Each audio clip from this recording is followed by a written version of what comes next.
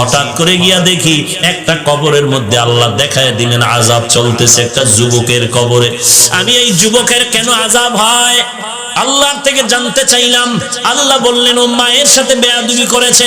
আমি নবী ঠিকানা নিয়ে আল্লাহর থেকে ওই যুবকের মা বেঁচে আছে কিনা সাহাবায়ে কেরাম দিয়ে খবর নিলাম। খবর নিয়ে দেখলাম তার মা এখনো বেঁচে আছে।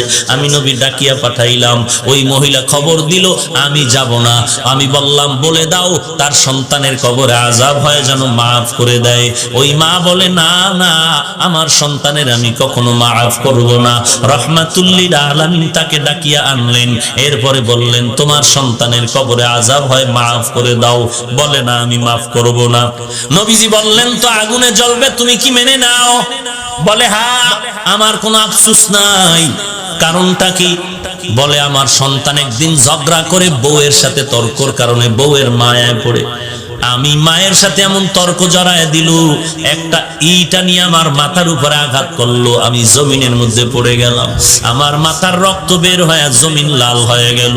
আমি এমন কান্নায় দুর্বল হয়ে গেলাম, আমার এই কষ্ট জীবনে আর অন্তর থেকে মুছবে না। আমার সন্তানের কোনো ক্ষতি হোক এটাও আমার জানারও দরকার নাই। নবী তো রাহমাতুল লিল আলামিন। আল্লাহর নবী বলেন সাহাবাদেরকে তাড়াতাড়ি কেরোসিন আর লাকড়িয়ানো আগুন জ্বালাইয়া উপরে উঠাইয়া সন্তানের জ্বালায় দিব। নবী যখন আগুন জ্বালায় নবী তাকায় দেখে মহিলার চোখ থেকে পানিগুলো বের হয়ে গেল। ডাক দিয়ে কয় ও নবী আমার সন্তানের এই আগুনে জ্বালাইবেন না। আমার সন্তান হাজারো যদি অন্যায় করে আমি নিজের চোখে তাকাইয়া সন্তানের কষ্ট সহ্য করতে পারবো না। এর নবীর উম্মতের দল আল্লাহর নবী বলেন আল কবরু রাউযাতুম মির রিয়াজিল জান্নাহ আও হুফরাতুম মিন হুফারিন নার। এর নবীর উম্মতের দল আল্লাহর মুহাব্বত নিয়ে তওবা করে নাও। আল্লাহ তাআলা বলেন কত বড় বড় বেঈমান কেউ তো আমি আল্লাহ ক্ষমা করে মাফ করে দিয়েছি। তোমরা অন্যায় যদি করিয়া থাকো চোখের পানি ছেড়ে কান্না করো, তওবা করো। আল্লাহর নবী বলেন গাভীর ওলান থেকে দুধ বের করে ভেতরে যেমন ঢুকানো আর সম্ভব না, যারা আল্লাহর মুহাব্বতে তওবার নিয়তে গুনার ভয়ে চোখের পানি ছেড়ে কাঁদবে ওই বান্দাকে আর জাহান্নামে দেওয়াও সম্ভব হবে না। এরে বান্দা আমি আল্লাহ তোর কাছে আছি, কি দরকার বল। দুনিয়াওয়ালারা চাইলে বেজার হয়, আমি আল্লাহ না চাইলে বেজার হই। কারণ দুনিয়ার সবাই স্বার্থপর অভাবী, আমি আল্লাহর কোনো অভাব নাই, কোনো স্বার্থ নাই। আমি আল্লাহর কাছে চাও আলা মিন মুস্তাগফিরিন ফাগফির আলা। কে গুনাহ করেছো ক্ষমা চাও, আমি আল্লাহ ক্ষমা করে দিব। কারণ আমি আল্লাহ চাই না কেউ জাহান্নামে যাবে। কারণ বান্দা তুই এতটাই যে দুর্বল, ওই যে জমিন থেকে 9,30,00,000 মাইল উপরের সূর্যের গরম সহ্য করতে পারো না। এই সূর্যটা হাসরের ময়দানে যদি মাথার উপরে চলে আসে সহ্য করতে পারবি না। আমি আল্লাহর কাছে তওবা কর, দরজাটা খুলে রাখছি। কুল ইয়া ইবাদিয়াল্লাযীনা আসরাফু আলা আনফুসিহিম লা তাকনাতু মির রাহমাতিল্লাহ। আমার রহমতের বিস্তারিত জায়গা, বিশাল চাদর বিছায় দিলাম। কত বড় বড় বড় বড় বেঈমানকে আমি আল্লাহ মাফ করেছি।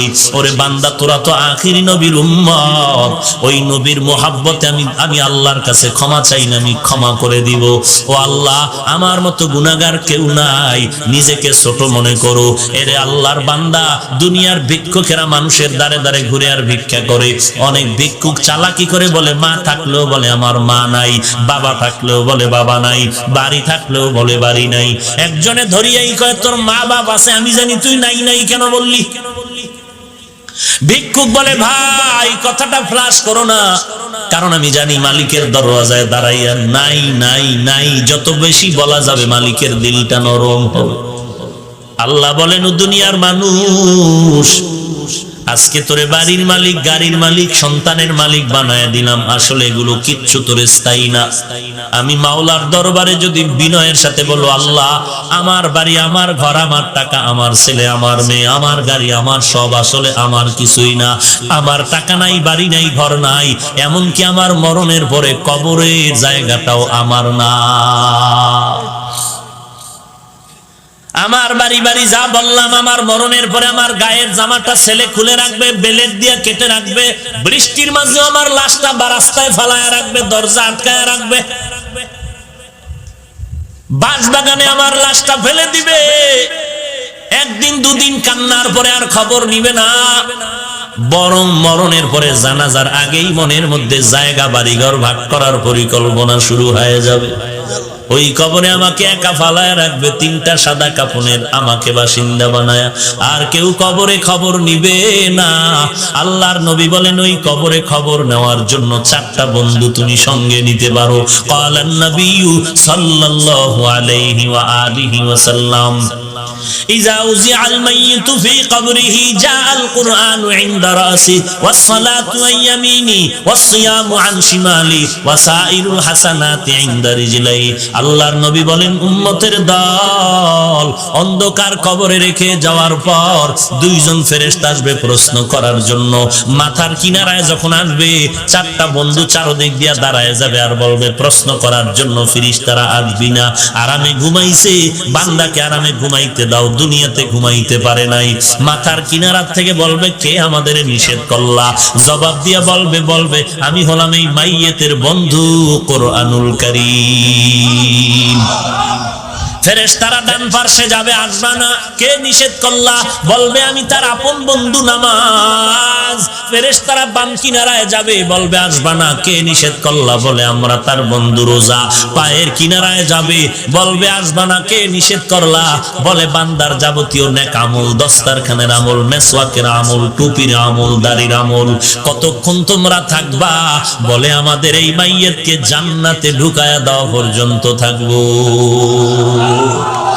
এরে নবীর উম্মত, আর এই 4 বন্ধু যদি তোমার সাথে না নিয়ে যাও, ফেরেশতা প্রশ্ন করবে রবের পরিচয় দাও, মার রব্বুক ওমা দীনুক, ধর্মের পরিচয় দাও, রাহমাতুল লিল আলামিনের পরিচয় দাও। তুমি তো ধর্ম কি জিনিস জানতাই না, ধর্ম কাকে বলে তাও ভালো করে চিনো না। স্লোগানে তালে তালে তাল মিলায় বলো ধর্ম যার যার উৎসব সবার। তোমার নিজের যে একটা নিজস্ব ধর্ম আছে তার খবরই নাই। তোমার যে একজন আল্লাহ আছে সে আল্লাহর সাথে কোনো সম্পর্ক নাই। তোমার যে রাহমাতুল লিল আলামিন আছে সেই ব্যাপারে তোমার খবর নাই।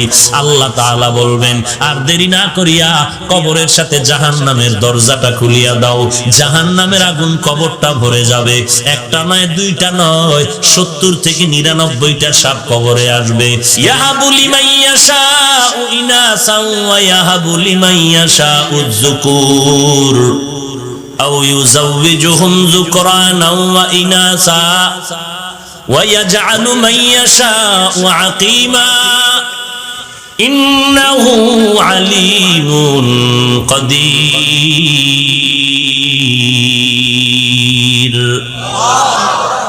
আল্লাহ বলেন আসমান জমিনের ক্ষমতা আমি আল্লাহর হাতের, কুদরতি হাতের মুঠায়। আমি আল্লাহ কাউকে ছেলে দেই, কাউকে মেয়ে দেই, কাউকে দোনোটা দেই, কাউকে কোনোটাই দেই না। ক্ষমতা কার? আরো জোরে বলেন। না কোনো পীর সাহেবের, কোন মাজারওয়ালার। সন্তান যদি আল্লাহ ছাড়া আর কেউ দিতে পারত, এক এক ঘরে কি পরিমাণ সন্তান থাকতো ফিডাফিডি করার লাগে। সব বাপ মায় চিন্তা করতো পিডাইয়া সাইজ করবো, সন্তান লাইন মতো লাগাও। কিন্তু কত দরবারের, কত ঘাটের, কচ্ছপের গা ঘেঁষা পানি পান করলো, সন্তান হবে বাবায় কইছে।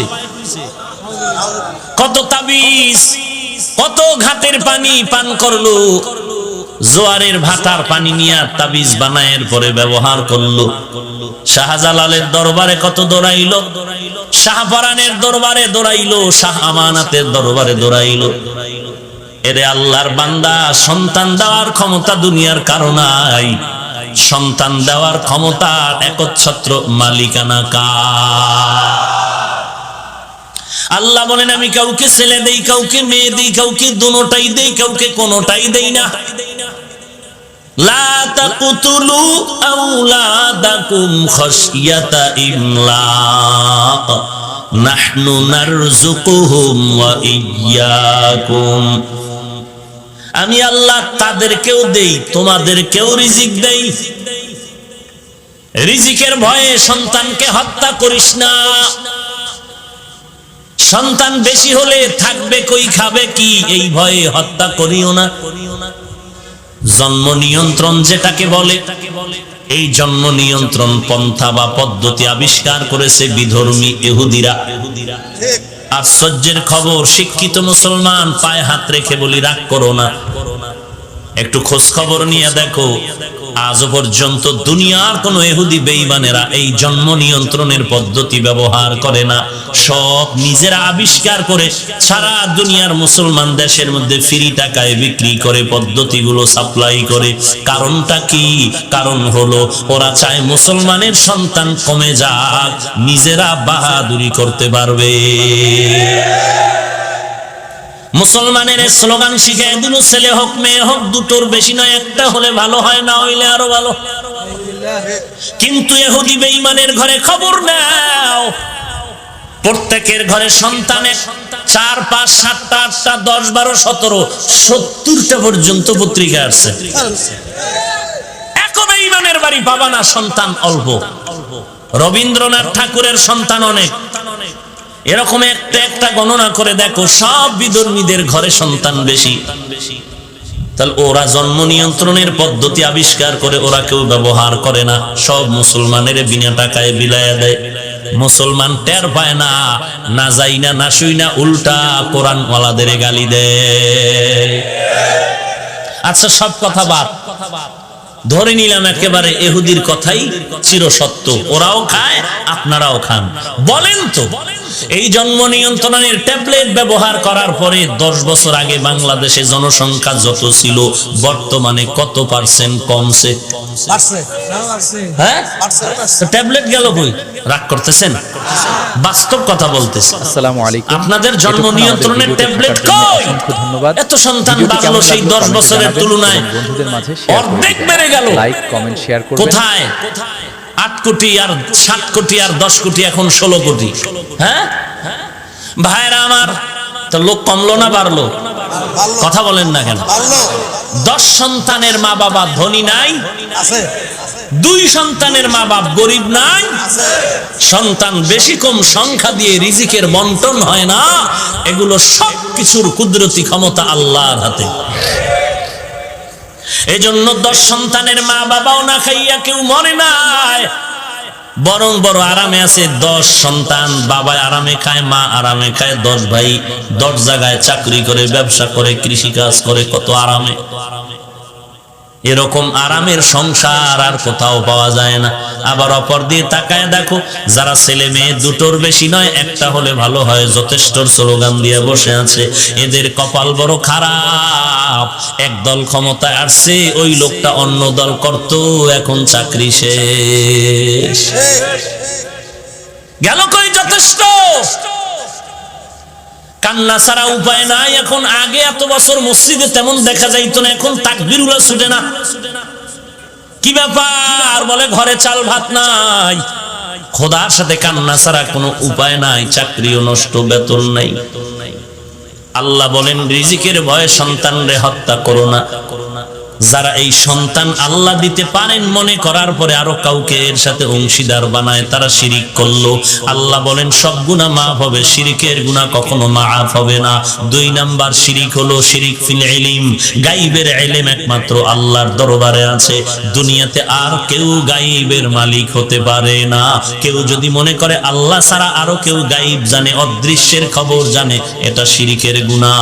সব গুনাহ মাফ হলেও শিরিকের গুনাহ মাফ হবে না।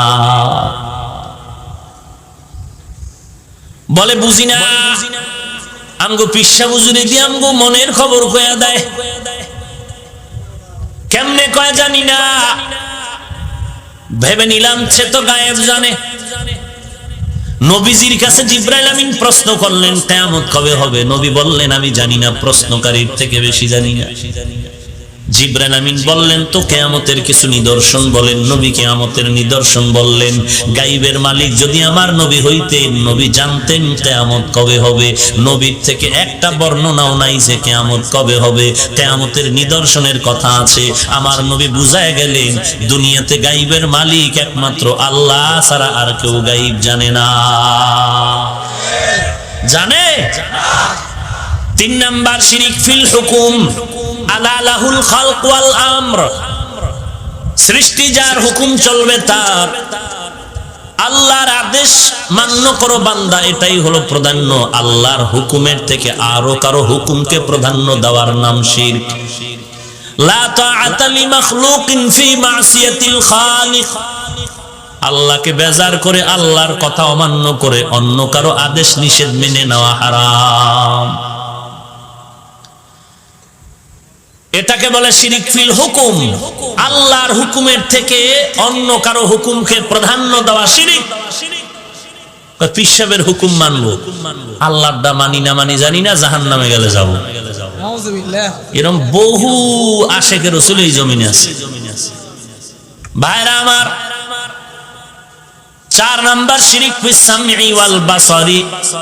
সবকিছু দেখেন, সবকিছু শুনেন একমাত্র কে? আপনি দিলে দিলে কি ভাবতেছেন কে জানেন? কারে মারার জন্য পরিকল্পনা করতেছেন কে জানেন? একমাত্র আল্লাহ, আর কেউ এর সাথে অংশীদার নাই। মনে করলেই শিরিক। সব গুনাহ মাফ হলেও শিরকের গুনাহ মাফ হবে না। 5 নাম্বার শিরিক ফিল ইবাদাত। আল্লাহ ছাড়া আর কেউ ইবাদতের সিজদা পাবে? বলেন, ইবাদতের সিজদা পাবেন একমাত্র আমার আল্লাহ। আল্লাহ ছাড়া আর কাউকে সিজদা দেওয়া যাবে না। যে কোনো উপায় ঘুরাইয়া ফিরাইয়া যাই করো না কেন, সিজদার মালিক আল্লাহ। অন্য কাউকে সিজদা দেওয়ার নাম হলো শিরকের গুনাহ। সব গুনাহ মাফ হলেও শিরকের গুনাহ মাফ হবে না।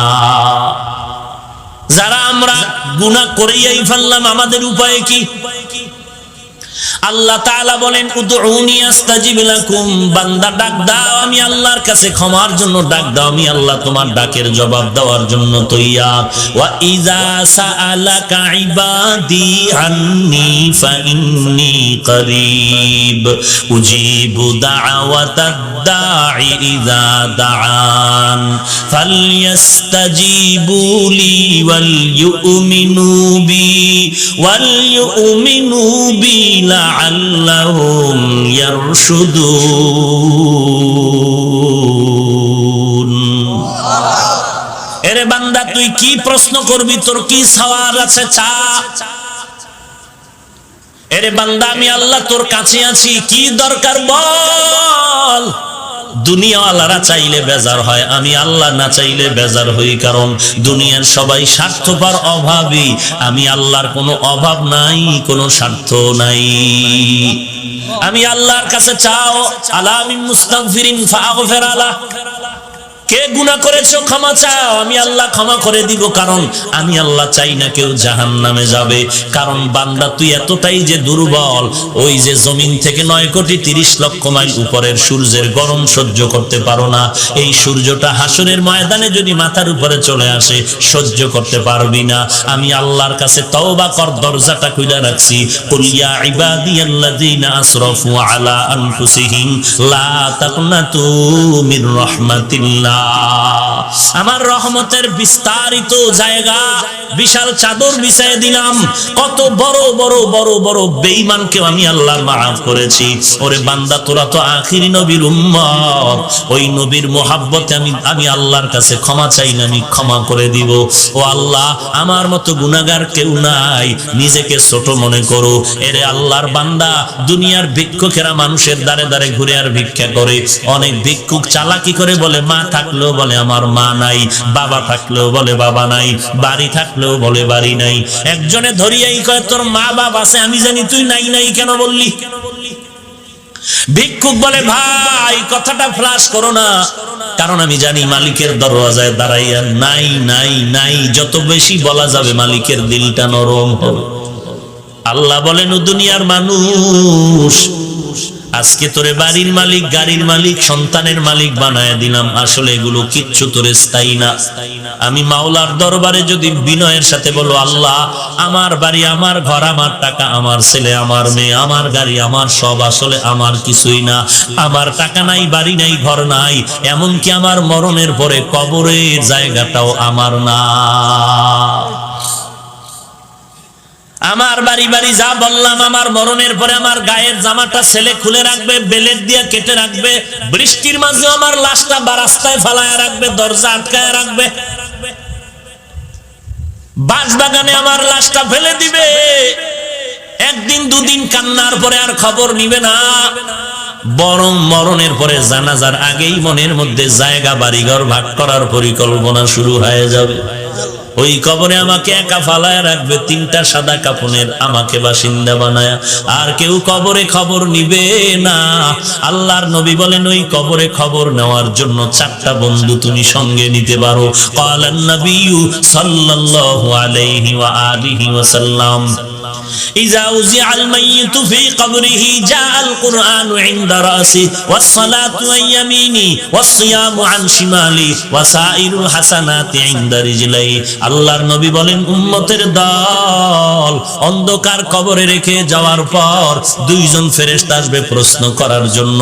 মাথার কিনারায় যখন আসবে 4টা বন্ধু চারদিক দিয়া দাঁড়ায় যাবে আর বলবে প্রশ্ন করার জন্য ফেরেশতারা আসবি না, আরামে ঘুমাইছে, বান্দাকে আরামে ঘুমাইতে দাও, দুনিয়াতে ঘুমাইতে পারে নাই।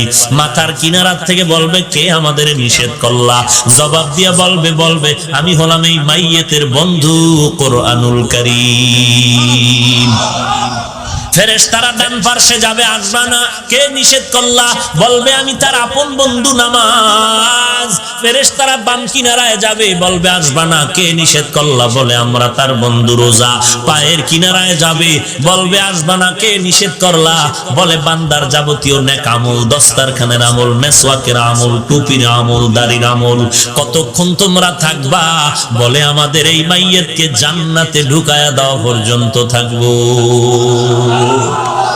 এরে নবীর উম্মত, আর এই 4 বন্ধু যদি তোমার সাথে না নিয়ে যাও, ফেরেশতা প্রশ্ন করবে রবের পরিচয় দাও, মার রব্বুক ওমা দীনুক, ধর্মের পরিচয় দাও, রাহমাতুল লিল আলামিনের পরিচয় দাও। তুমি তো ধর্ম কি জিনিস জানতাই না, ধর্ম কাকে বলে তাও ভালো করে চিনো না। স্লোগানে তালে তালে তাল মিলায় বলো ধর্ম যার যার উৎসব সবার। তোমার নিজের যে একটা নিজস্ব ধর্ম আছে তার খবরই নাই। তোমার যে একজন আল্লাহ আছে সে আল্লাহর সাথে কোনো সম্পর্ক নাই। তোমার যে রাহমাতুল লিল আলামিন আছে সেই ব্যাপারে তোমার খবর নাই। আল্লাহ তাআলা বলবেন আর দেরি না করিয়া কবরের সাথে জাহান্নামের দরজাটা খুলিয়া দাও। জাহান্নামের আগুন কবরটা ভরে যাবে। একটা নয়, 2টা নয়, 70 থেকে 99টা সাপ কবরে আসবে।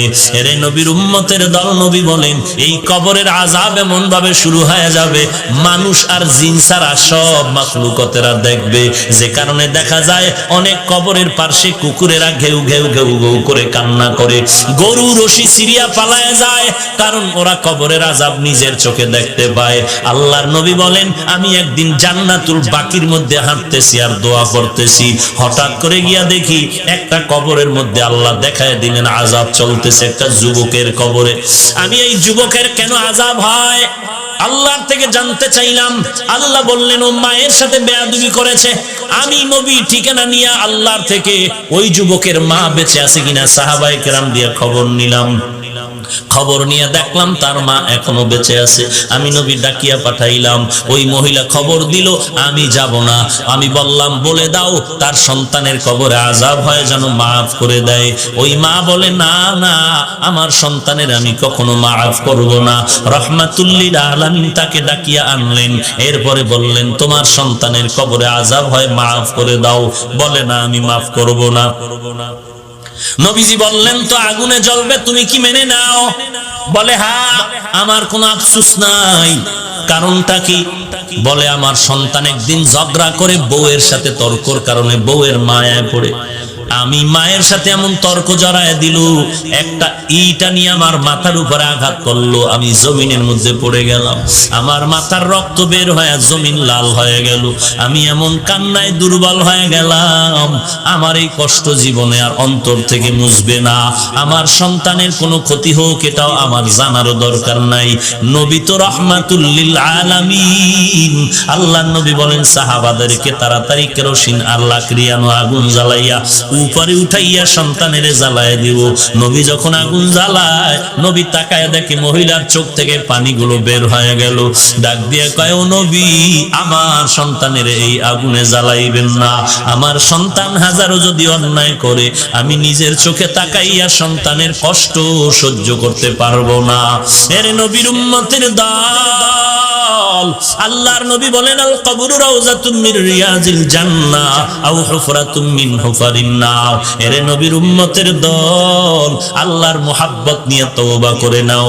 আল্লাহ তাআলা বলেন, কত বড় বড় বেঈমানকেও তো আমি আল্লাহ ক্ষমা করে মাফ করে দিয়েছি। তোমরা অন্যায় যদি করিয়া থাকো, চোখের পানি ছেড়ে কান্না করো, তওবা করো। আল্লাহর নবী বলেন, গাভীর ওলান থেকে দুধ বের করে ভেতরে যেমন ঢুকানো আর সম্ভব না, যারা আল্লাহর মুহাব্বতে তওবার নিয়তে গুনার ভয়ে চোখের পানি ছেড়ে কাঁদবে, ওই বান্দাকে আর জাহান্নামে দেওয়াও সম্ভব হবে না। অতএব আল্লাহর কাছে তওবা করো। হে মালিক, এই ময়দানে কেউ আমাকে চিনে না, জানে না আমি কার সন্তান, কার ভাই। ও আল্লাহ, তুমি তো জানো এই ময়দানের মধ্যে আমার মতো গুনাহগার মনে হয় আর কেউ নাই। গুনার কারণে দেখি আমার হাত না পাক, আমার জিহ্বা না পাক, আমার অন্তর না পাক। ও আল্লাহ, এই অন্যায়গুলো যদি আমার কেউ সামনে করতো, আমি তাকে লাথি মেরে তাড়ায় দিতাম। ও দয়ার মালিক, এত বড় বড় গুনাহ করার পরে তুমি একবারও রাগ করে পানি বন্ধ করো নাই, বাতাস বন্ধ করো নাই। ও আল্লাহ, তুমি সূর্যের আলো বন্ধ করো নাই। আজকে ময়দানে হাজির হয়ে গেলাম তওবার জন্য। কতবার আজান শুনলাম, মসজিদে গিয়ে নামাজ আদায় করলাম না, ঘাড় তারামি করে চলে গেলাম। কত আলেম কত বুঝাইলো, তাদের সাথে আমি উল্টা পাল্টা ব্যবহার করলাম। ও আল্লাহ, আজকে তওবা করতেছি, জীবন চলে গেল, গুনাহের কাছেও যাব না, নামাজ ছাড়বো না, মা বাবাকে কষ্ট দিব না। এরে যুবক, আল্লাহর গোলাম, তোমার মতো যুবক আজকে তাকায় দেখো, অধিকাংশ ক্ষেত্রে যুবকের চতুর্দিকে লাশ আর লাশ, মরণের কবর। আবার তাকায় দেখো, তোমার মতো যুবক স্কুল কলেজে লেখাপড়া করে, নামাজের সময় এক ওয়াক্ত নামাজ বাদ দেয় না। তোমার মতো যুবক কোটি টাকার ব্যবসা করে, এক টাকাও হারাম খায় না। তোমার মতো যুবক ড্রাইভারি করে, কৃষি কাজ করে, শ্রমিকের কাজ করে, নামাজ বাদ দেয় না। তোমার মতো যুবকরা আর্মি, পুলিশ, বিডিআরের চাকরি করে, একটু নামাজ বাদ দেয় না। তুমি কেন পারবা না রে ভাই? আল্লাহর দরবারে তওবা করে নাও, একটু কষ্ট করে নামাজ চালু করো, দেখবা এক সপ্তাহ পরে নামাজ না পড়লে মনটা খারাপ লাগবে। অভ্যাস করে নাও, না পারলে বারবার আল্লাহর কাছে তৌফিক চাও। আর কোনো ভালো আল্লাহওয়ালা যদি পাও, যাদের দোয়া কবুল হওয়ার মতো দিল সাক্ষী দেয়, এমন আল্লাহওয়ালার থেকে একটু দোয়া নিও আর বলিও, হুজুর আমার জন্য দোয়া করবেন, আমি যেন 5 ওয়াক্ত নামাজ পড়তে পারি ঠিক মতো। মনটা চায় পড়তে, কিন্তু মাঝে মাঝে যাই, মাঝে মাঝে যাইতে পারি না। এরে আল্লাহর বান্দা, সব লাইনে তোমার মতো নামাজি বান্দা থাকলে তুমি কেন পারবা না? আল্লাহর কাছে তৌফিক চাও, তওবা করো। আল্লাহ, আর গুনাহের কাছেও যাব না, আর নামাজ ছাড়বো না, দেশ ও জাতির বিরুদ্ধে কোনো ষড়যন্ত্র করব না, আলেম ওলামাদের সাথে বেয়াদবিমূলক কোনো আচরণ করব না, বিরোধিতা করব না, গীবত শিকায়াত করব না। তওবা করার যদি খাস নিয়ত থাকে, মুনাফিকি যদি না থাকে, খাঁটি তওবার নিয়তে দুটো হাত আল্লাহকে দেখায়া দাও।